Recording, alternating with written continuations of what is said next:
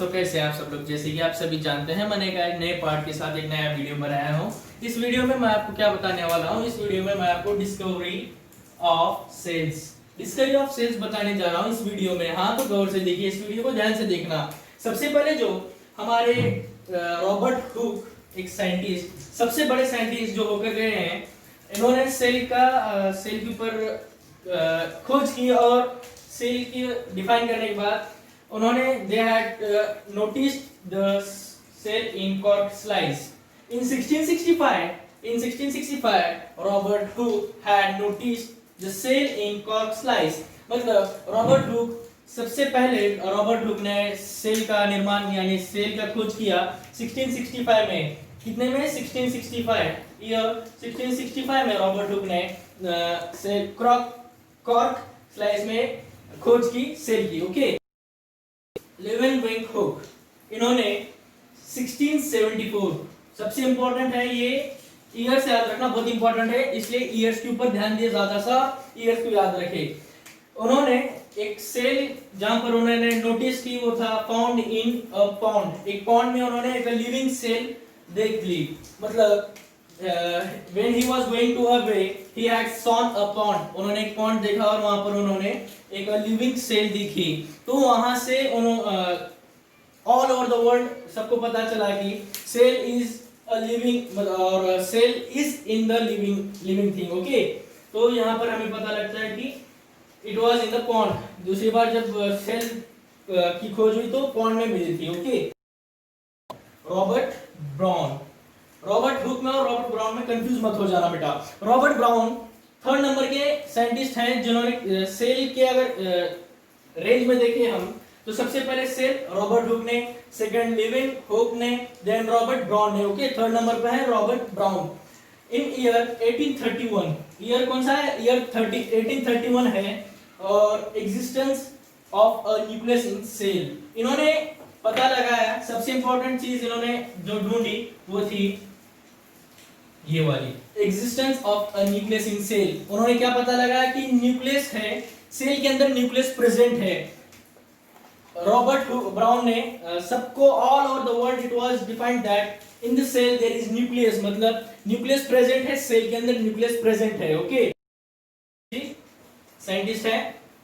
1839 में इन्होंने और आगे स्टडी की सेल के ऊपर, मतलब सबसे ज्यादा स्टडी की सेल के ऊपर, और उसके बारे में ये पता किया कि इन्वेंटेड टर्म प्रोटोप्लाज्म।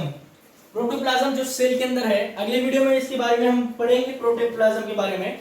और एक बात बताता हूँ, ये प्रोटोप्लाज्म एक सेल के अंदर का एक यूनिट है, एक फंक्शन है।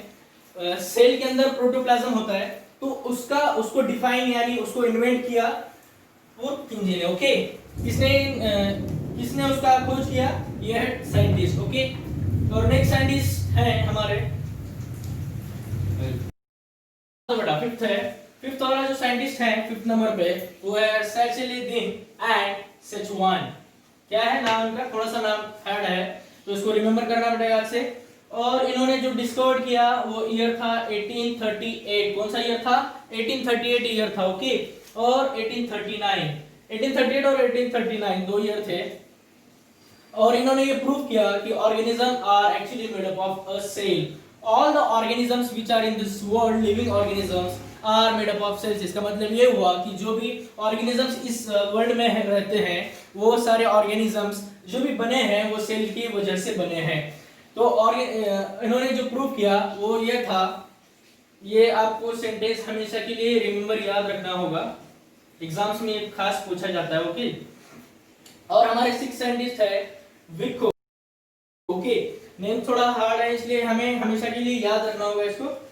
ईयर था 1855, और इन्होंने ये प्रूव किया कि cells come from cells that already exist in the nature. जो भी सारे सेल्स हैं नेचर में, पहले से ही जो सारे सेल्स हैं, वही सेल्स की वजह से आगे उनकी जनरेशन बढ़ती जाती है। फॉर एग्जांपल, आपको एग्जांपल बताता हूं मैं।